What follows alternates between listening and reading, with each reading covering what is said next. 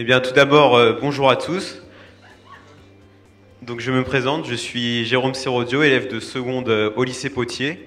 Et donc, je vais vous présenter les sujets qu'on a traités et vous présenter avec qui on a travaillé.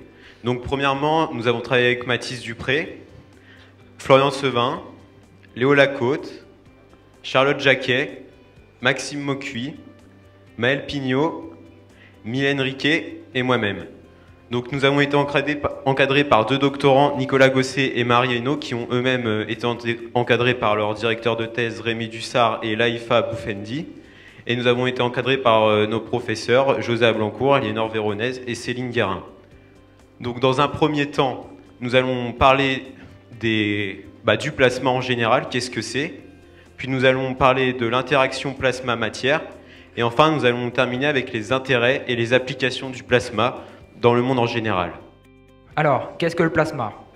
On sait nommer facilement les trois premiers états de la matière, l'état solide, où les atomes et les molécules sont fortement liés entre eux, l'état liquide, où les liaisons entre les atomes sont plus faibles qu'à l'état solide, mais où une organisation atomique est toujours présente, et l'état gazeux, où les atomes sont libres de se déplacer et sont non organisés. Le plasma est alors le quatrième état de la matière. Un plasma est un gaz totalement ou partiellement ionisé, c'est-à-dire un gaz comprenant des ions, et qui, de ce fait, a des propriétés physiques différentes d'un gaz. Un plasma peut être naturel ou artificiel, chaud ou froid. Donc, afin d'analyser un plasma, une des techniques que l'on peut utiliser, c'est la diffusion de la lumière. Donc, cela consiste à envoyer un laser à travers le plasma. Cette technique est représentée sur la figure ici même, où l'on peut voir le dispositif expérimental que nous avons utilisé lorsque nous étions dans le labo. Donc il consiste en un réacteur sous vide dans lequel est généré un plasma capacitif. Puis un rayonnement à laser est envoyé au travers de ce dernier.